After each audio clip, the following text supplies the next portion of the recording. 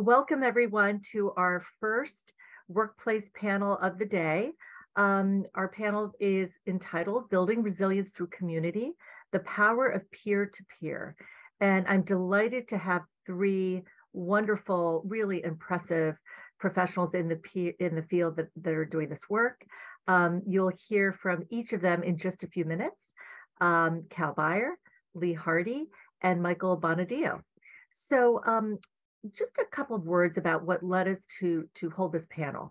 We know that in times of increasing needs, mental health needs, substance misuse needs, general support across the age span for folks that are struggling with mental health challenges, that there aren't enough resources. We struggle with how do we provide care? How do we meet the need? And certainly this problem did not begin with the pandemic, but has been highlighted since the pandemic. And we're quickly learning that this problem is not getting easier. It's not diminishing. And so it makes a lot of sense for us to think outside the box to how can we best support one another in all parts of our life. So the peer-to-peer approach is one that has been around for a very long time. For those of you that just tuned into Jorgen Gullstrup's keynote, he highlighted the impact and the need for a peer-to-peer approach, for instance, in construction, but which can also be applied to other sectors. So again, we are incredibly fortunate to have this panel today. And what I'd love to do is have each panelist introduce themselves. And then from there, we will move on to a bit of a deeper dive so that each of them will have about 10 minutes to talk about the work they do, specifics about what makes it effective, and then we'll move on to recommendations and challenges. So I will start with, in terms of the quick introductions, Michael. Thank you, Lisa. So my name is Michael Bonadio, Jr. I'm a licensed marriage and family counselor by trade, and I'm also the program coordinator for the Mass Men's Project. The Mass Men's Project is a suicide prevention program that is funded by the Department of Public Health and focuses primarily on working age men due to their higher than average rate of death by suicide. I got into this work because I'm son of a landscaper and I have a lot of family in law enforcement, and you see in these construction industries, agriculture, first responders, you see these higher than average death by suicide rate. And that led me to a nice transition to being program coordinator for Mass Men to try to provide both prevention trainings and support as well as post-vention work to these industries to address mental health and suicide prevention. Wonderful. Thank you, Michael. I know we're going to hear more in depth about that work in just a few moments. Cal. Thank you. Good morning, Lisa, and hi, panelists. Great to be with you today. My name is Cal Beyer. I'm the Vice President for Workforce Risk and Worker Wellbeing for a company named Holmes Murphy and Associates. We're based in Waukee, Iowa. I work nationally, and Holmes Murphy is a 90-year-old independent and innovative insurance agency. The work that I'm doing is with employers, labor unions, associations, nonprofit, for-profit service partners dedicated to this area of worker well-being. I'm a risk management and safety professional, a certified wellness practitioner, and these have been topics that have been near and dear to my heart for many years. I also have the privilege and pleasure of serving on the advisory board for MindWise Innovations and really love the collaboration I get to do with you with webinars, white papers, and articles. And so, Lisa, thank you. Thank you, Cal. Thank you so much for that. And I know we'll be hearing from your decades of experience in just a little bit about what you've learned about the peer-to-peer. And last, but certainly not least, Lee Hardy. Yes, thank you, Lisa. Hi, everyone. Really honored to be here. So my name is Lee Hardy, and I am a licensed clinical social worker. I currently work as a behavioral health consultant for Mosaic Group, which is serves organizations nationally, but I manage the implementation of their substance use response model for hospitals in Maryland. And this work includes supporting and helping supervise peer recovery teams that are located in emergency rooms and in the community. I'm very lucky to have worked with many different peer models in my professional career, and I'll share kind of the wide range of those a little bit later. But all of those experiences have made me a champion of peer integration into particularly our healthcare systems, but also the broader community. So really excited to get to be here with my co-panelists and just talk more about the power of the peer. So thank you all for being here. Thank you, Lee. And a reminder to folks that we will have time for Q&A at the end. So please feel free to put your questions in the Q&A. You're also welcome to put them in the chat. If you could use a Q&A, that would be phenomenal. So Lee, we're going to do deep dives, as I mentioned earlier. If you want to begin with a deep dive in terms of the ways that you've seen and that you've been involved with peer-to-peer work across different populations. Great. Awesome.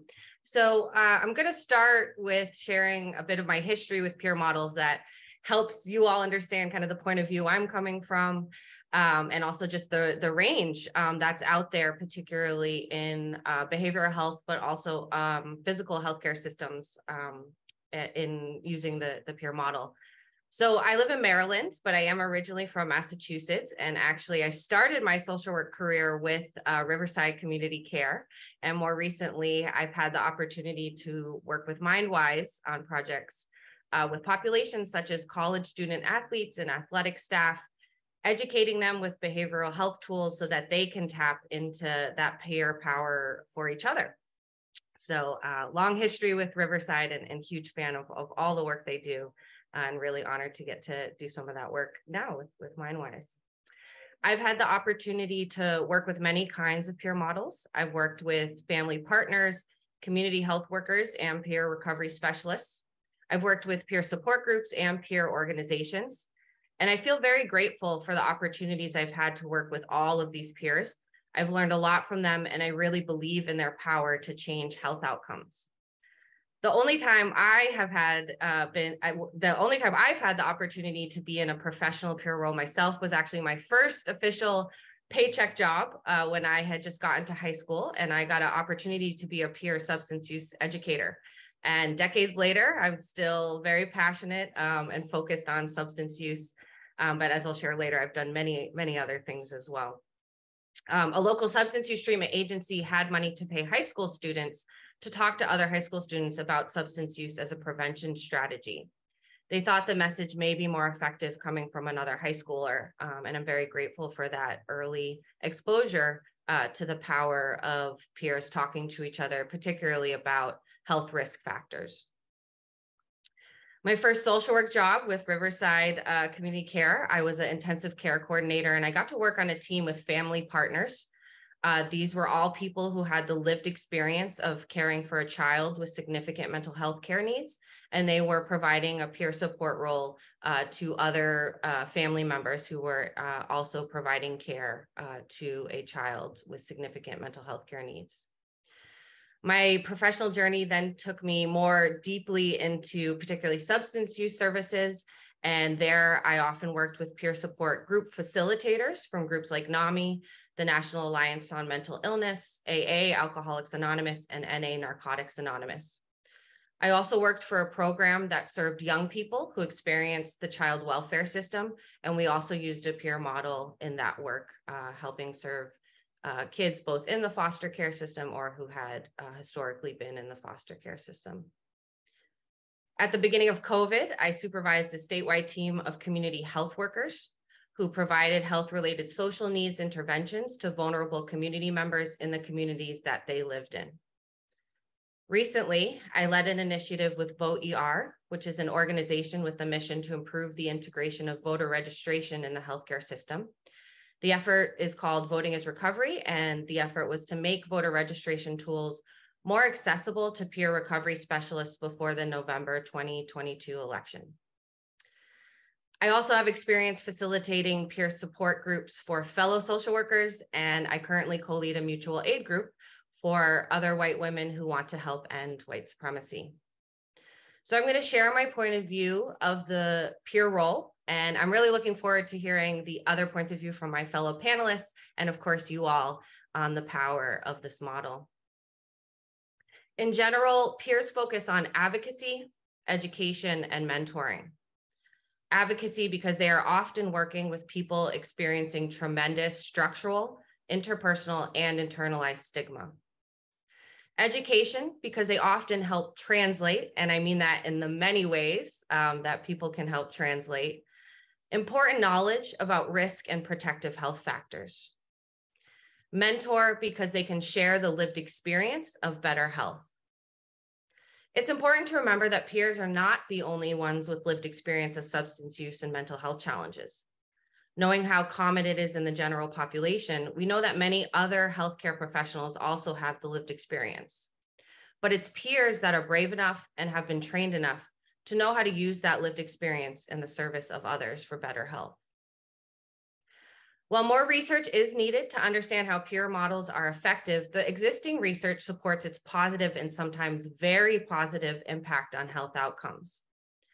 While the work is not clinical, research has shown reduction in things like psychiatric symptoms and more sustained engagement with other clinical services when a peer is involved in a case.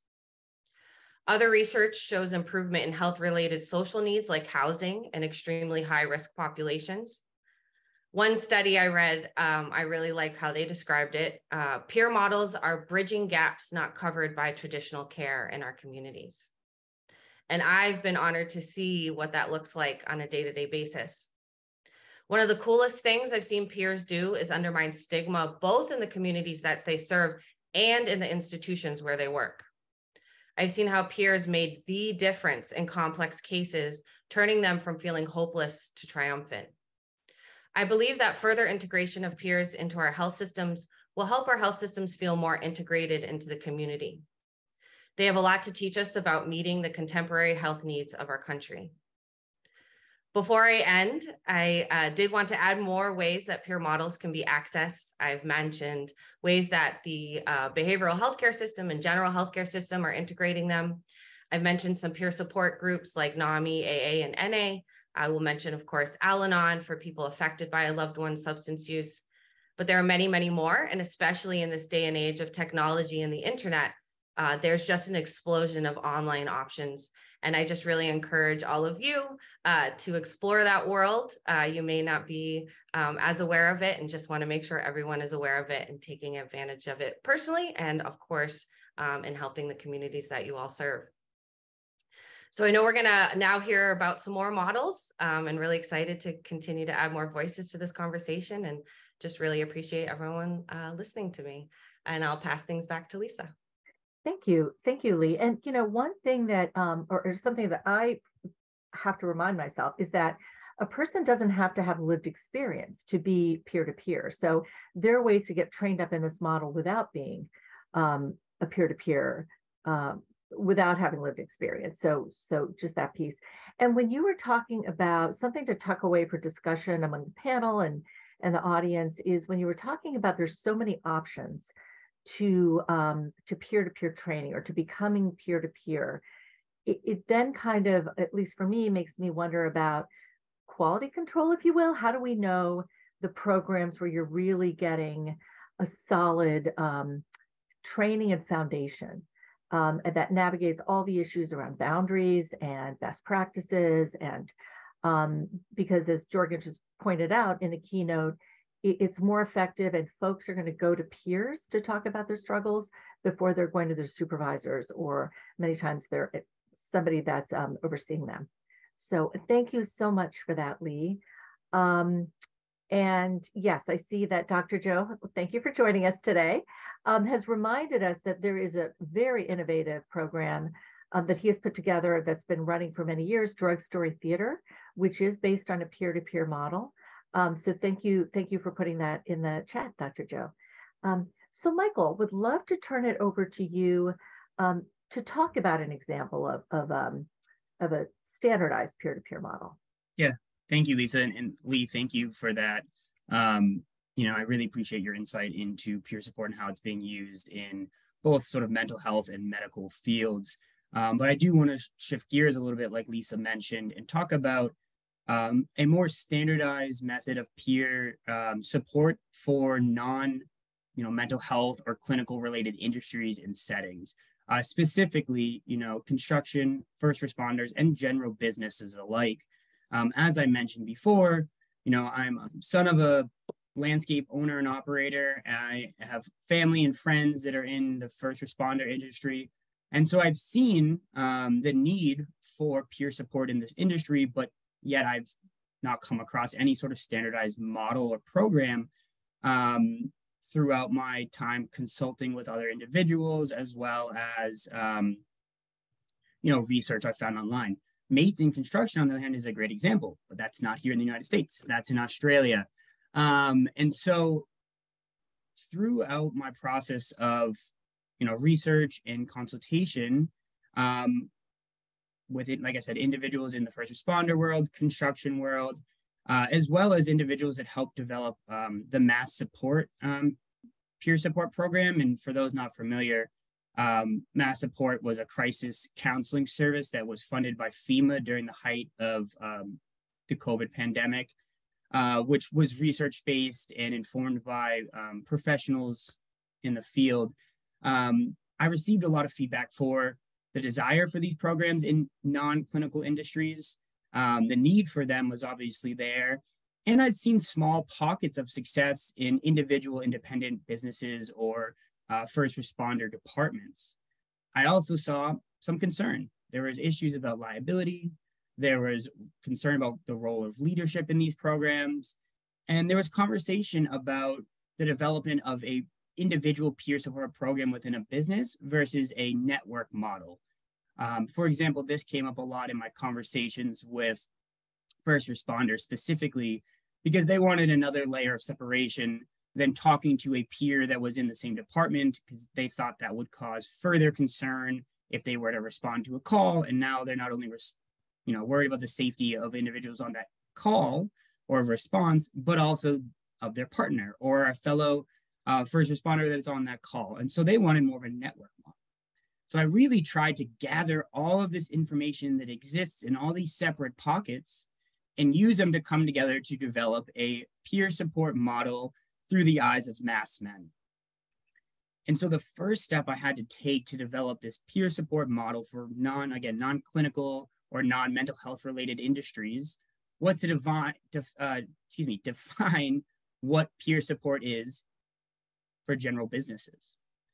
And what I came up with was peer support is defined as a sort of relationship between people who have lived common experience, with the goal of peer support to help increase awareness of mental health challenges, as well as to prevent suicide and decrease the stigma that surrounds mental health, especially in these male-dominated industries, hence mass men.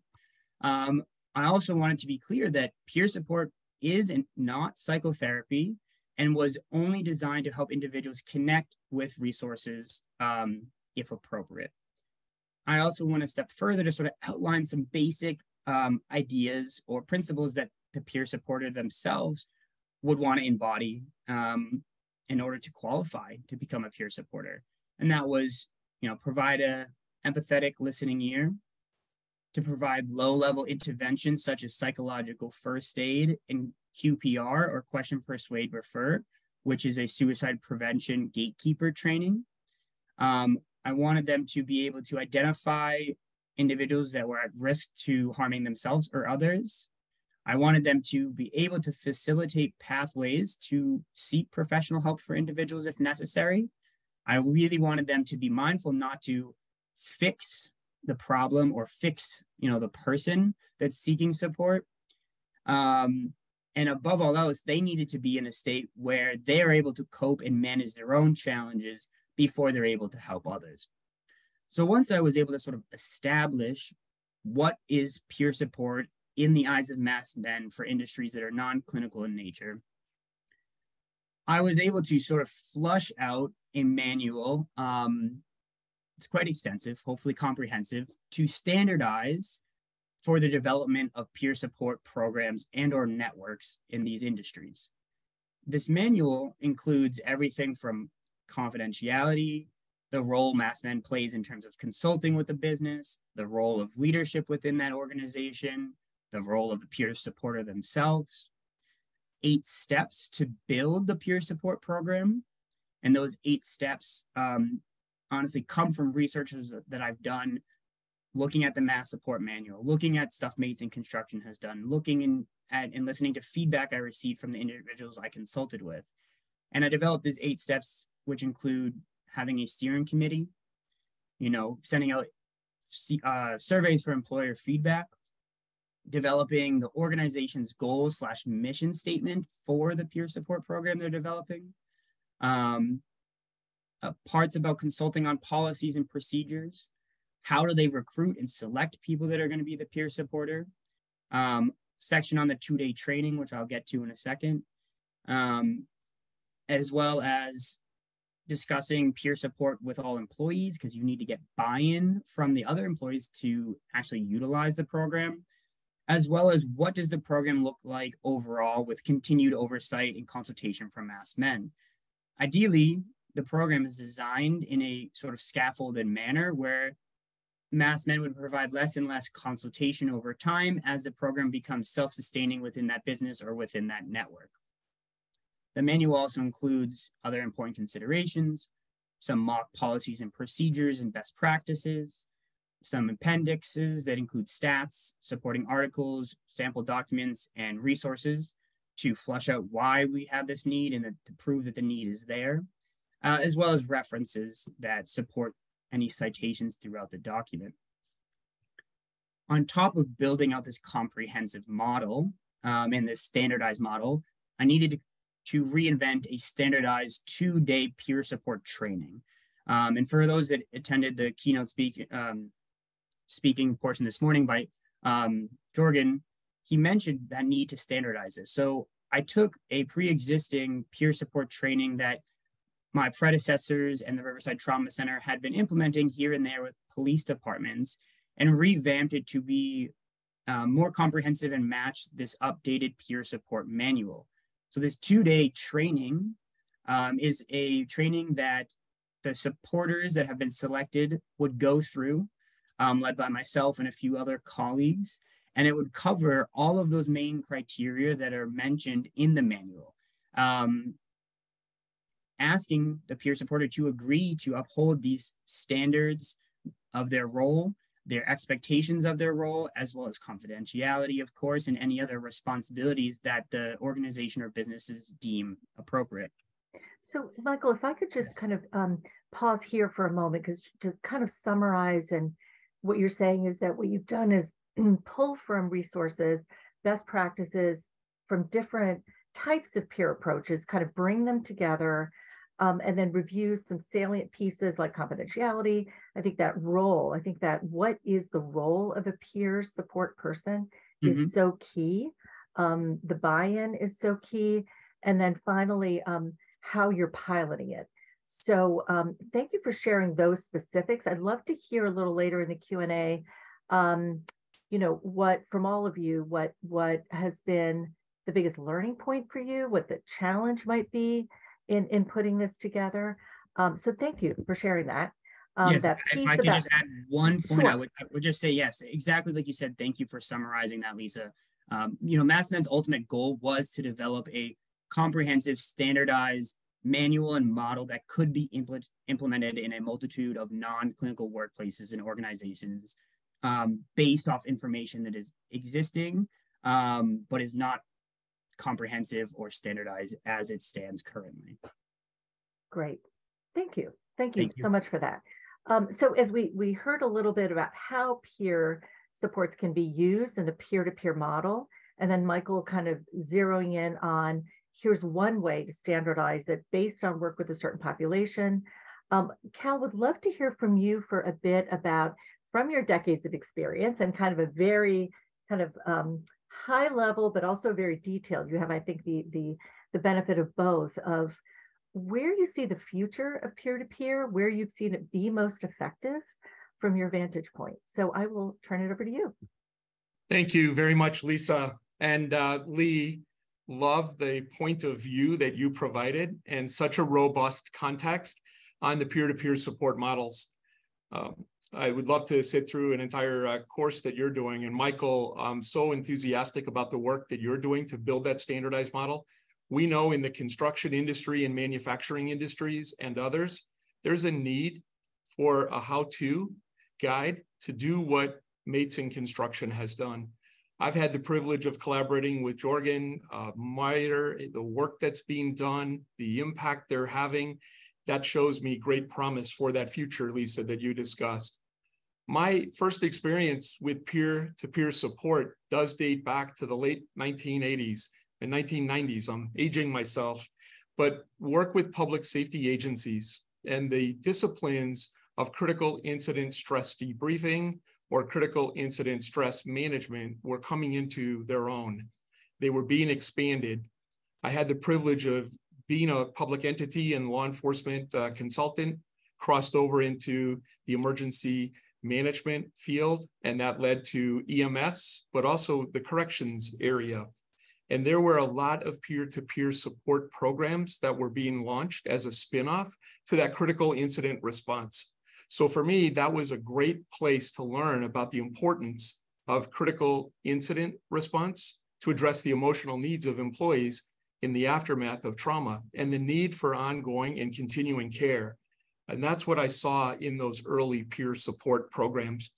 It showed the power of peers to really build pathways for healing and for help seeking. And I learned through my work in workplace mental health how important that would be.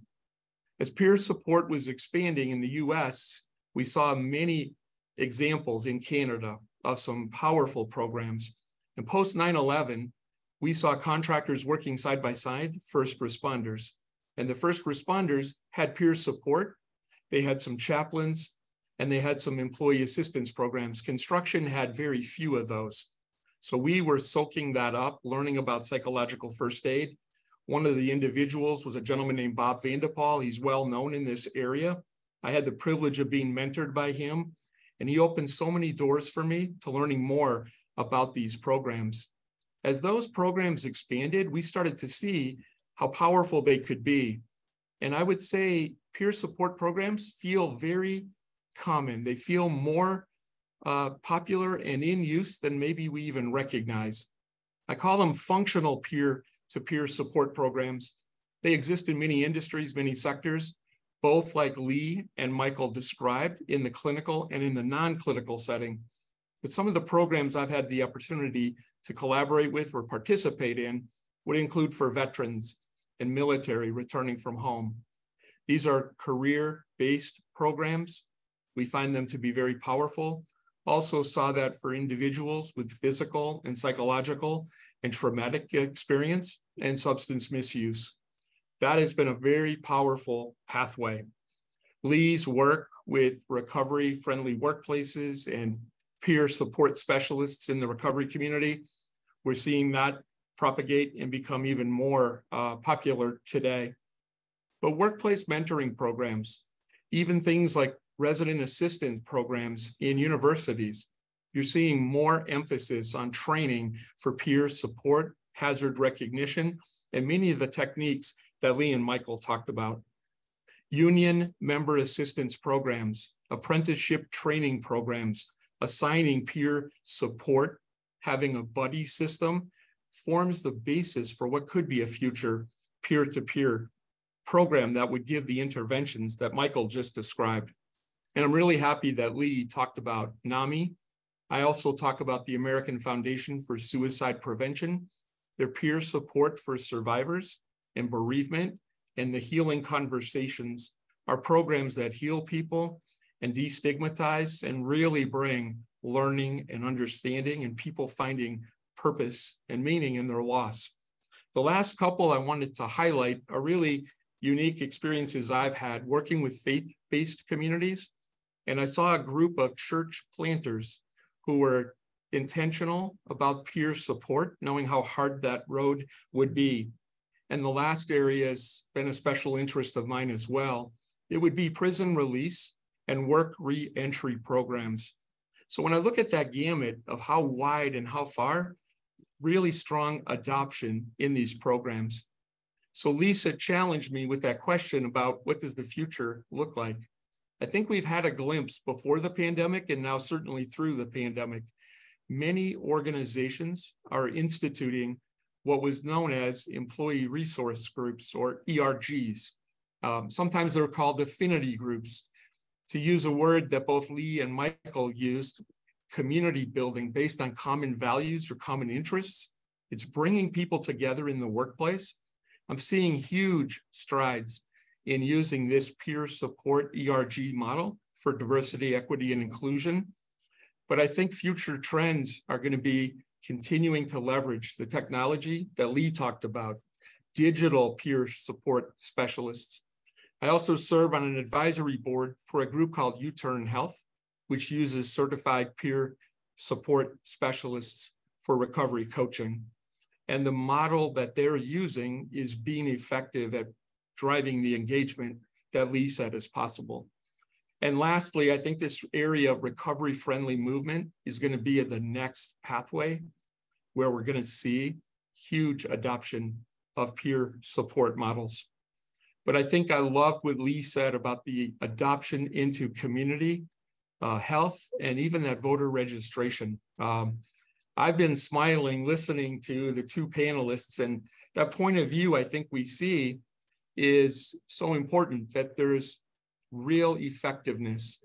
And so Lisa, as we move to the actionable steps, you'd asked me to go first.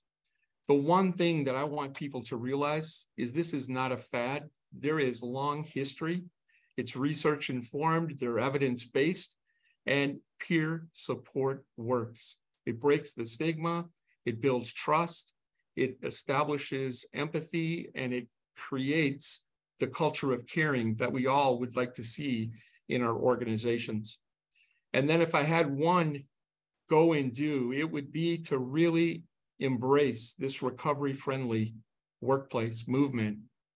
The opportunity, as we are struggling with workforce resources, people are struggling to retain individuals. Those persons in long-term recovery experience a lot of discrimination. They're left out, and this is a path to inclusion. It's a path to second chances and giving people an opportunity to build a career. So I'm excited, Lisa, that you covered this topic in today's symposium, and thank you for partnering me with two incredible panelists. Really grateful. Thank you, Cal. And you mentioned so many interesting ways that we often don't think about peer-to-peer. I mean, of course, there's substance misuse and that recovery, the culture of recovery. But the prison, kind of prison release, that system is fascinating. Higher ed, we know there's a role for it there.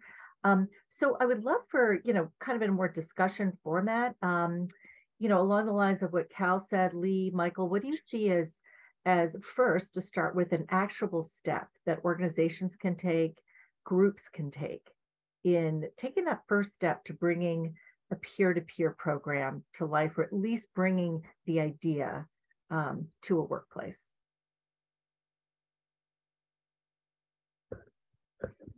You can all unmute now, the three of you.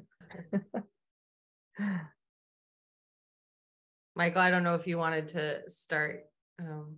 I know you kind of have a lot of experience with that.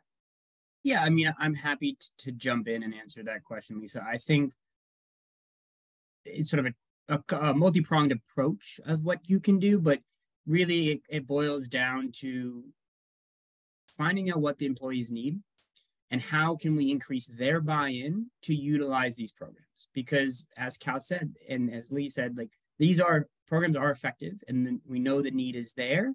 But I think there's still a little bit of hesitation to use the program. And I think leadership and people that are hoping to launch such a program need to work with their employees on a ground level to find out how it's going to be most effective to implement these programs, and then they expand from there.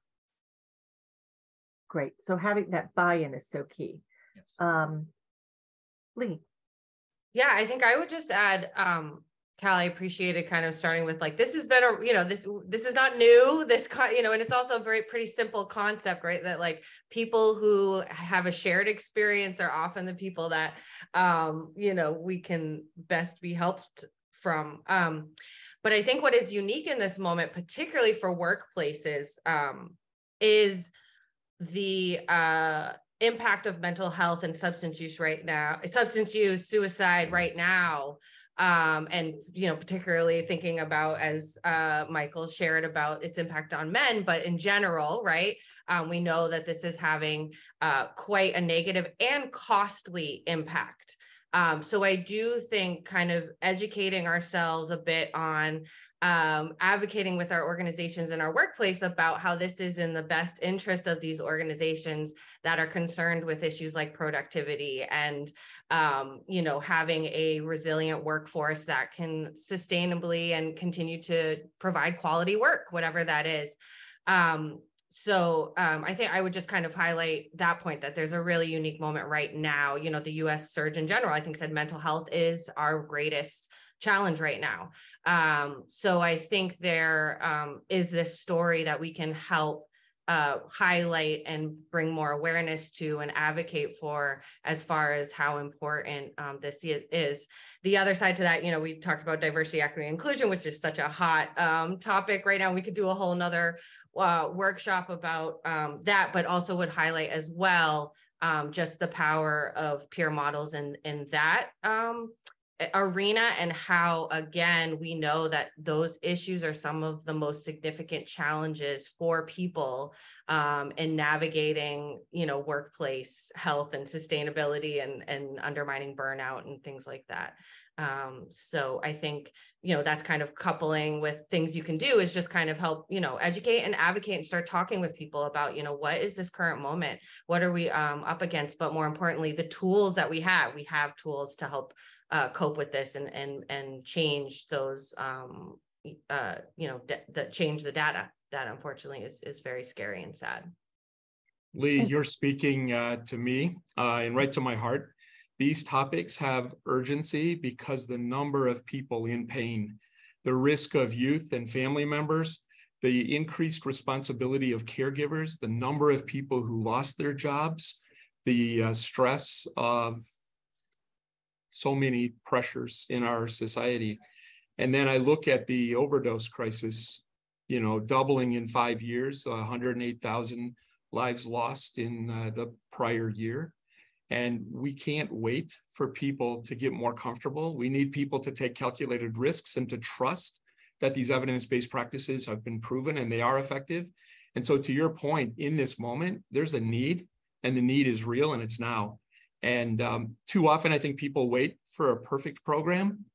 I love that Michael is building a standardized manual, but I would encourage people, do what all of us have talked about, get together, identify the need, and take action. And leaders being visible and vocal, and then being vulnerable, can command a lot of attention, and people will realize it's okay to not be okay, and help is available. And so to your point, Lee, I just wanted to echo that urgency is the most important thing. I so appreciate the passion. Sorry, Michael, please go ahead. I was just going to emphasize something Cal said as well, that I think what's important to keep in mind too is not only the impact does a peer support model have on the individual themselves that's either seeking the support or giving the support, but their family and the community, like Lee mentioned, around them, right? Because it's sort of that trickle out effect that if you're taking care of yourself, you're putting your oxygen mask on first, you're going to be that better father, husband, whatever you want to be in your life. And just, again, going to the power of these programs and the resilience they can foster within individuals and their larger community. If we need a single proof point on how effective these programs are, think about the disruption during the pandemic when recovery meetings were closed, when we shut down. People were scrambling, looking for virtual information, how to find virtual recovery meetings. And that raised that urgency to a new extreme. And so the impact on families became really clear fast. So Michael, I agree with you. And to your point, Cal, earlier, substance misuse increased during the pandemic because there wasn't that connection. The meetings weren't happening, whether there were NA, AA, other kinds of ways to come together, Cal, to your point. Lee, I just want to highlight something you mentioned, a couple of things that, bringing in diversity, equity, inclusion, I think is an example of part of the peer-to-peer is being with somebody, seeing someone that you can relate to, that feels like if this person has gone through this, whether it's suicide risk, whether it's substance misuse, whether it's discrimination or harassment, if they are similar to me, I'm more likely to listen to them. I'm more likely to take in the help that they may be offering, or go to them for help seeking. Yes, absolutely. And I think one of the benefits is, particularly when we think about groups of people, and there's many that we could think of that we know in the workplace experience more of the burden of stigma or discrimination in its many ways. These peer-to-peer relationships allow for those groups to be empowered to talk about what is it I need, right, to not feel that way. And that conversation can change significantly. It's, it's work, and you got to put the work in the right way. It's not but it can change what often historically has been very conflictual conversations about kind of, this is what my identity group needs to feel supported, and to kind of undermine those kind of historical legacies of exclusion, of discrimination, of, many things. And this allows kind of that conversation to move in a more productive healing, I'll use the word healing, way, I think, as well. So well said. Thank you. Thank you, Lee. And as we it's so clear that this is an effective, it seems like commonsensical approach, really, of peer-to-peer, but yet it doesn't always get traction. So, Lee, you brought in the practical, the financial piece of it, that it's costly, that this is a program that could help. There's a human factor. There's also a financial factor that leaders and businesses would really be wise to understand. So a question for each of you: what have you encountered? What have you seen as hurdles, as obstacles to getting that buy-in from organizations or leadership? And how might you recommend folks can kind of navigate that? One concern I experienced yesterday, I was leading a workshop, and there's a hesitancy about privacy, confidentiality, and HIPAA. And yet HIPAA governs those personal health records and personal health information. People are choosing to identify with a group. They're already disclosing. It's giving kind of tacit consent, but companies, I believe, are still hesitant to allow that type of self-identification for fear of the stigma, fear of the repercussions. I think there's concerns about that. And I think that dates back to just a historic challenge of addressing some of those elephants in the room. I see it mostly on the substance misuse side, as people are learning about recovery-friendly workplace. They want to do more, they want to embrace it, but they're concerned that this could have a ripple effect. And yet, when you see organizations that have embraced it, you see how open, you see how supportive, you see the resources that are being shared, you see lives being changed, if not saved. Yeah. So I encourage people to get outside of that box of the legal side, understand the legal risk, but really don't let that be a hindrance. And Cal, it's such an important point. And so remind leadership that this isn't a private health information. If, like you mentioned ERGs earlier, when people join a group where it's a visible, I want to be included in this group, that particular piece is not protected health information. Yeah. Thank you. Other thoughts about that? Well, I can jump in on that too, because I think that is definitely a large concern that I've seen and heard from individuals that I've worked with and consulted with in various professional industries. I think as part of that too, the overall sort of buy-in, again, as I keep using this word, and stigma that's still associated, especially in the industries that Mass Men is targeting, construction, fisheries, agriculture, right, first responders. There is still this stigma that there is real strength in silence. And it's really trying to break that and show that being vulnerable actually takes more strength than sort of that suck it up mentality.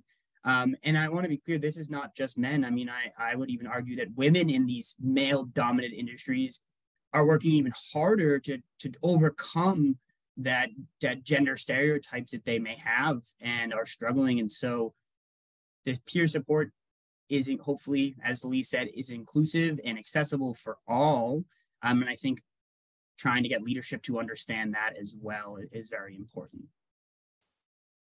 And Michael, Jorgen Gullstrup made that exact point earlier today, that women in construction do have the challenge of mental health struggles at a greater rate than women that are not in that industry. So just exactly to your point. Thank you. Lee, thoughts about obstacles that come up in getting leadership buy-in, how to navigate that?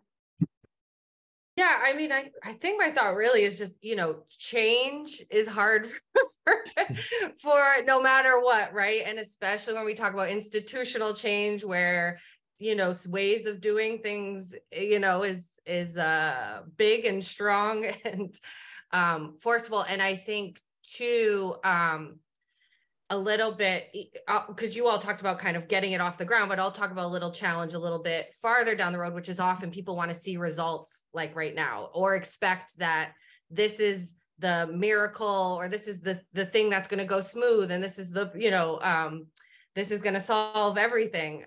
So I think too, and that's the issue with any change, right? How do we be patient? How do we make it sustainable? How do we prepare ourselves for the mistakes and the roadblocks and the times it doesn't work? So just kind of speaking to that piece, but to that, I think what are so important, that's what's so awesome about my co-panelists, is these examples of where this has worked, how this has worked, and what are the outcomes, and helping show people that you don't have to as Cal said, kind of, you want to make sure, Cal and Michael are kind of saying, you got to know your organization, you got to know every organization has its own culture, its own needs. But at the same time, how do you show that you're not reinventing the wheel, that this has been done, it has been successful, and it has had great results. Great. There's almost always a degree of risk involved as well. So I'm a risk management and safety professional. Risk doesn't mean finding ways to say no. It means finding ways to make calculated, informed decisions so you can say yes, so you can do something. And I think that idea of change management is really powerful, and really building that time to prepare, doing some pre-training of key leaders and supervisors so they're not blindsided with one more thing to have to implement. That pre-selling of change, I think, is really important. And too often we're so strapped for time, we don't put in that pre-work. But to me, pre-work is what will make a difference in a program like this. So Lee, I agree with you on the sustainability as well. And I'll just add, Go for it, Lee. Just real quick, one technique I've seen used really that can be very helpful is matching it to an organizational mission. Oftentimes, organizations' missions can be easily connected to, okay, this will help you get closer to your mission. How are you willing to take risks to fulfill your mission? Are you willing to put money and time towards it? How badly do you want to meet your mission? And these are great examples of the ways that these strategies help a very diverse set of organizational missions. Organizations come closer to their missions, again, in the healthcare setting, but also in many other settings that have already been discussed here that have different types of missions. Sometimes it involves reframing as well. So reframing to change a culture in a company or within an industry. So when mental health was not being talked about in the construction industry, we reframed it as the next frontier in safety. And then we had to reframe it once we got adoption to say, safety 24/7 isn't just getting people home safe at the end of a shift. It's getting people back to work safe from home. And so Lee, your point triggered that in my mind. Those cultural moves are really important. And when you can see those types of milestones and the impact it has and how people jump on board, we have to storytell, we have to communicate these successes. And that was a big turning point, I believe, in our industry, and now other high-risk industries are following. So Michael, I'm sorry I jumped in on you on that, bud. No, that's okay, because it's a great segue nonetheless, because what you said before and what you're saying now, this pre-work, right? This shift that has to come. I think that goes to what you said about the liability, right? Having policies and procedures in place that not only make leadership feel comfortable, but make the employees feel comfortable to go to seek the support themselves.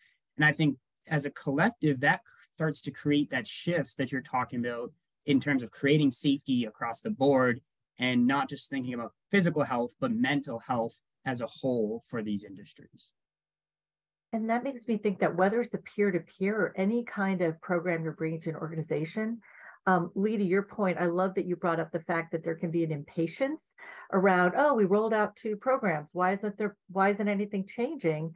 There's research that supports it takes 3+ years to see that change. So, you know, on the other side of that, though, it's not uncommon. I mean, just currently in a program that Michael's also been involved in with higher ed, one of the first questions we get after we've delivered a program is, so what's next? And it's clearly, we don't want this to be you're here today, this was great, and then there's no follow-up. So also thinking about, so how can you build, whether it's a peer-to-peer program or any program, but if we're talking peer-to-peer, how do you make that sustainable? So appreciate all of your thoughts on that. We do have some time if there are any questions in the Q&A. Or questions you have of each other. Oh, okay, so I see what. Can this model help address the burnout rate in the helping field, and how can it be best utilized? Fantastic question. I mean, yes. I can for starters. Yeah, go ahead. Simple answer. Yes, exactly, right? I mean, some of the research that the Mass manual is developed off is based off Mass Support's manual, which was designed to help support these clinicians that are answering the phone for individuals during the height of the pandemic. And I think, to no surprise of anyone, that was a high burnout rate for answering these phones 24/7, addressing when people don't know what's going on. And the study showed and research showed from the result of this program, like it helps sustain the Mass supporters, if you will, longer term in their roles, helping others. Yeah, so, one of the things that we know in general is contributing kind of to our current mental health situation is loneliness and isolation, which kind of we could do a whole workshop on kind of where that started in our history, kind of the undermining of the social fabric and just kind of increased undermining of social connection. We know, for example, young people have a lot less friendships. We know that more people are, that's kind of the double-edged sword of kind of our virtual world, where it does provide a lot of access, but then in some ways it kind of undermines people getting connection in other ways. And then we know, particularly in our work settings, kind of that isolation and loneliness when we're experiencing burnout, there aren't a lot of systemic ways that are supporting people and connecting and kind of organizing in the sense of like finding common themes and what are kind of systemic ways we can approach burnout. Oftentimes people are told like, we'll go do more individual self-care, go to an individual therapist, right? We don't really, we're now that's changing, as both Cal and Michael have talked about. I will say, personally, I did this.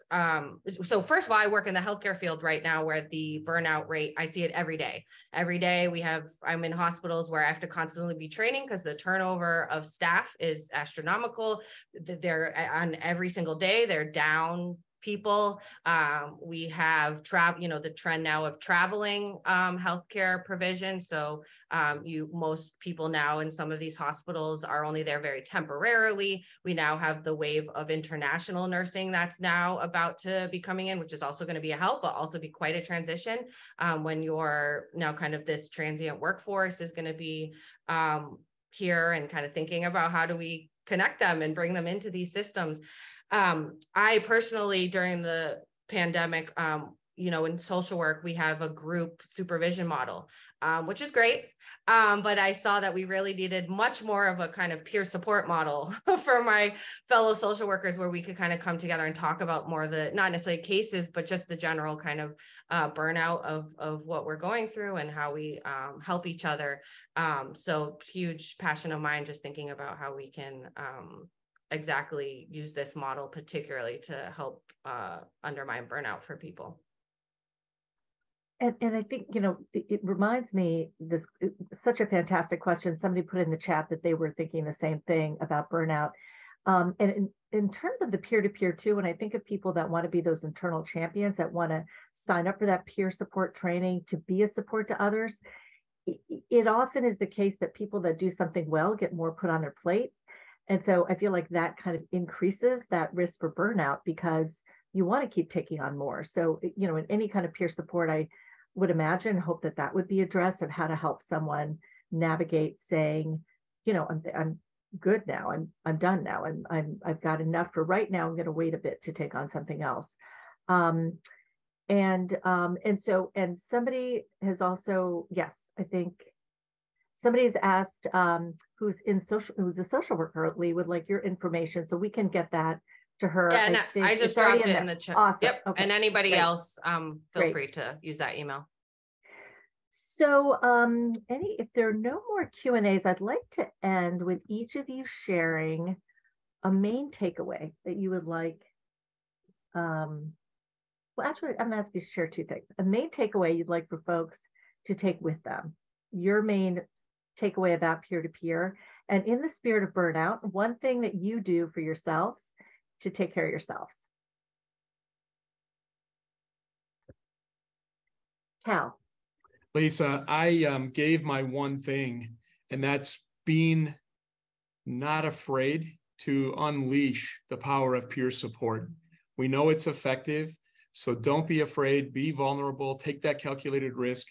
I always feel like trust is the thrust, and I've never seen more trust between people than peer support. And so all the reasons that we've talked about. And then from a self-care standpoint, I've really been focusing on deep breathing. I've really been focusing on being mindful, acknowledging how stressful this work is finally. And Lisa, you've been such a great resource for me in that. You always check in on me. And I'm grateful for that friendship, and setting better boundaries, I think, is a big part of staying well as a caregiver. Great tips. And thank you for sharing that, Cal. Michael. I think my takeaway for you as the audience would just be that I truly do believe the peer support revolution is coming full force, and that be on the lookout for it. Be on the lookout for it in your organizations and just in general. And in terms of, personal coping strategies, I think the nice answer is I love to cook. The true answer is I play video games, to be honest with you. That's my self-care. That's great. Thank you, Michael, for that. And Lee. Sure. I saw a question I really liked in the Q&A. So, and it's whether peer work can be integrated into clinical work. And yes, that was my first job, was being on a clinical team with peers. Right now, my role is to help support the integration of peers into emergency rooms in the broader hospital system. So they're working with nurses, doctors, all of the clinical staff and other institutional staff, and could keep talking about it, and feel free to email me if you're interested in those models, because it's really important. And I personally have seen many ways where clinical outcomes turned in a significantly more positive direction because of the presence and work of a peer. So very passionate about the particular role and unique role that peers bring, particularly to clinical work and in changing clinical outcomes. For my self-care, so in this peer world, I do a lot of human connections, how we're humans, and I'm trying to be more intentional about my connection to other living beings in our world. So nature and animals. And so just really notice the very basic thing that the more time I get in nature and get to connect the more at peace and grounded and less stressed I am. So definitely, I live in the city. I'm a big city girl, but I know I need more of that. So just being more intentional about how I'm doing that. That is wonderful.